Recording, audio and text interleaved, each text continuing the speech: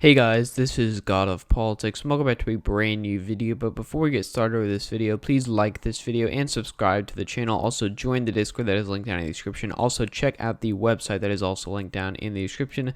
But in today's video, I will be doing my updated 2020 election prediction for the month of September. I am doing these predictions once a month. This is different from the battleground map in that this is a prediction for November. Now, this map is not going to be entirely accurate because there's many things we can't predict what are going to be like come November. Many models try to do that. The Economist, FiveThirtyEight, they try to do that, but it's not necessarily going to be accurate. We don't know what's going to come in the future. We have things like the economy, which could, be completely different based off certain things like the coronavirus, which is also a very contentious issue going on right now. And, it is a public health crisis, and I hate to look at it from the electoral standpoint, but when you do look at it from the electoral standpoint, it does have a major impact on the race.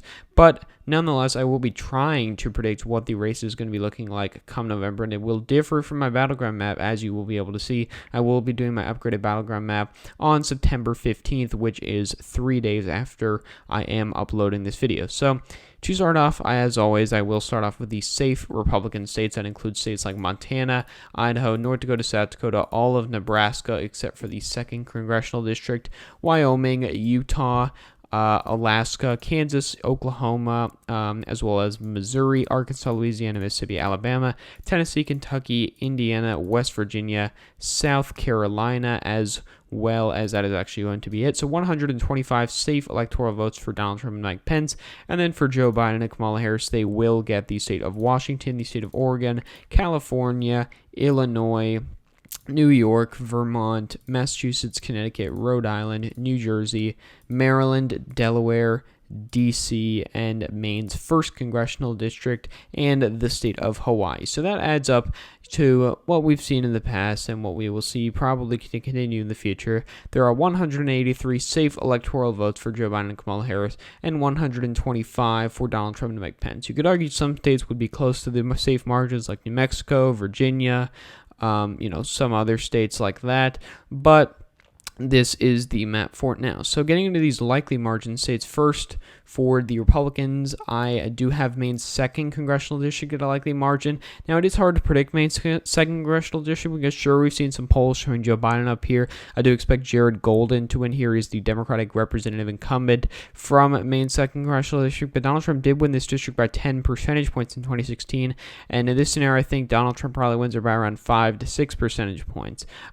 So it is going to be closer than 2016, but I do expect Donald Trump to be able to win it quite easily. I also do think Ohio will go by a likely margin. Ohio and Iowa. Actually, I probably will put Iowa. I think these will probably be both by around just above 5 percentage points, which would be closer than 2016. Ohio went by 8.5. In 2016, Iowa went by 9.5.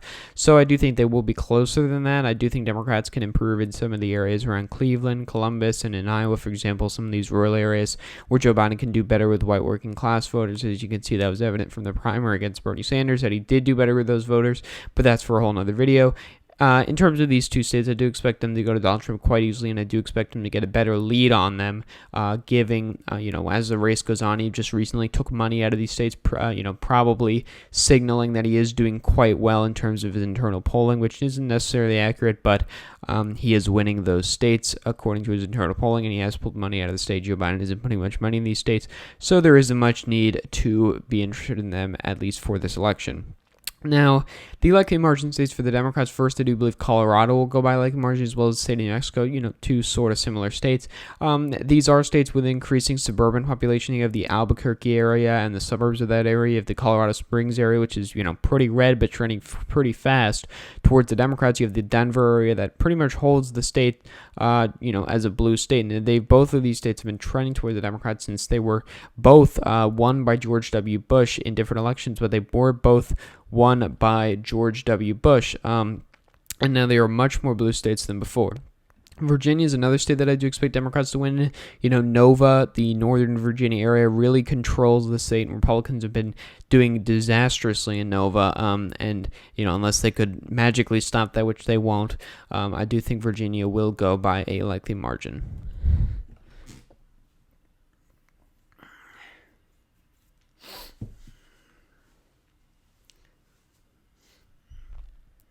And I also do believe the final likely margin state for Joe Biden and Kamala Harris will be Maine at large. Now, Maine at large in 2016 went to Hillary Clinton by around 3 percentage points. This time, given the fact that Joe Biden will improve a little bit in Maine's 2nd congressional district and probably do a little bit better in Maine's 1st district, I do expect him to win it by a likely margin, probably by around 8 to 9 percentage points, which would be a pretty big win for him, closer to the Obama margins that he got in 2012 and 2008. And this could have a big impact on the Senate race as well, but that's for another video that you'll see coming soon.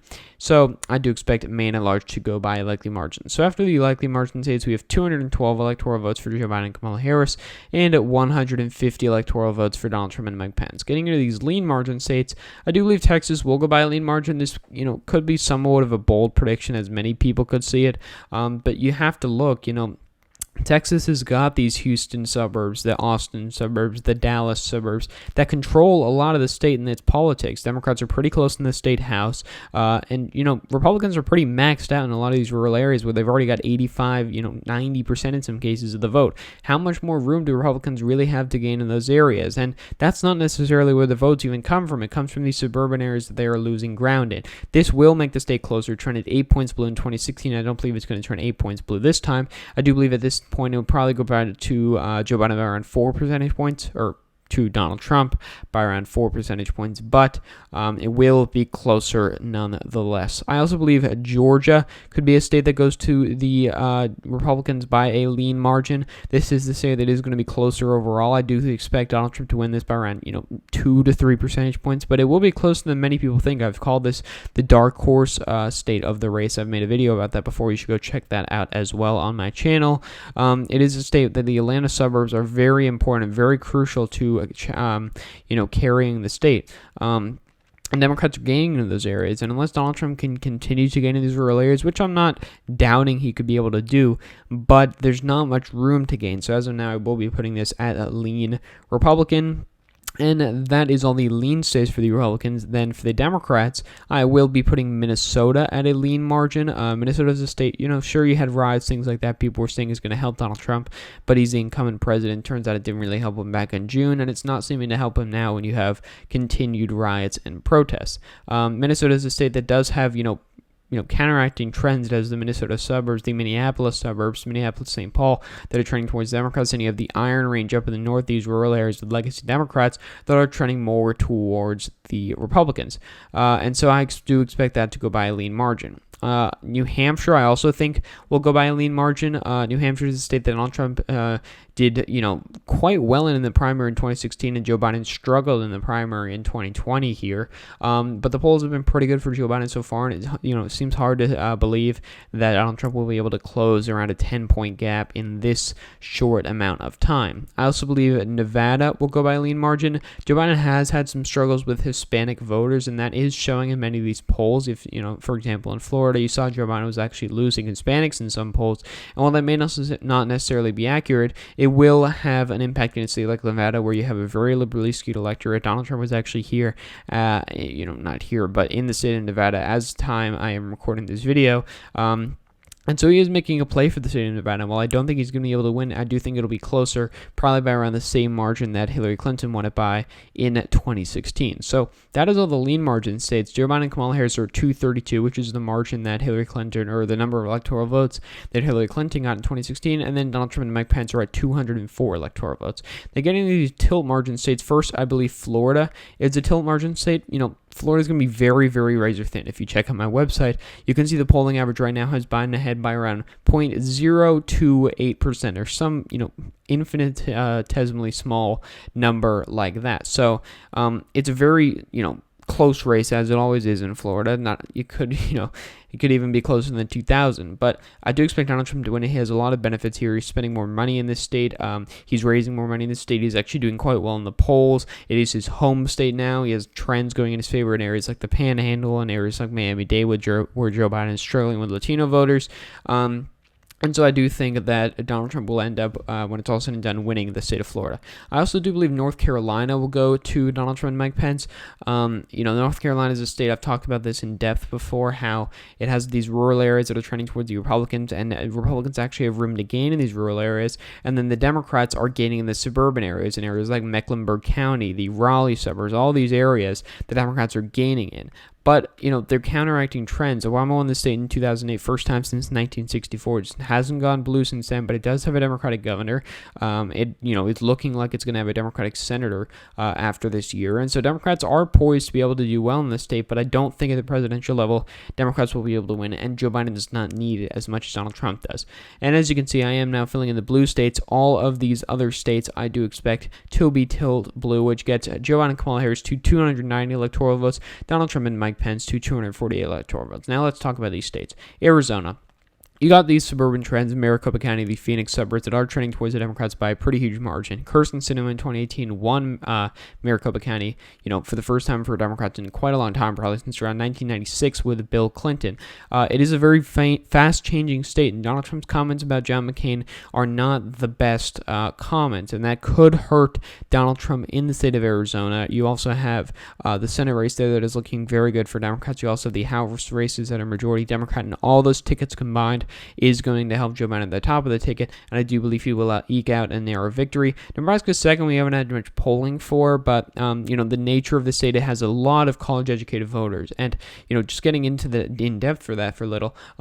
Nebraska's second, the rate of college-educated voters is 39%. That is 9% higher than the second highest of any swing state, which is Pennsylvania, at 30%. So the college-educated voters are causing this suburban trend towards the Democratic Party, and that is why Nebraska's second in 2012 went to Mitt Romney by 7 points. In 2016, it went to Donald Trump by 2 percentage points. And, that's with a trend right in the national environment. It trended 5 points left in Nebraska's second district. And so I do expect Joe Biden to be able to win Nebraska's second district decisively. And I do expect that, that is something not a lot of people are noticing right now, but I do expect it to go to Joe Biden. Wisconsin's another state, it's hard to predict.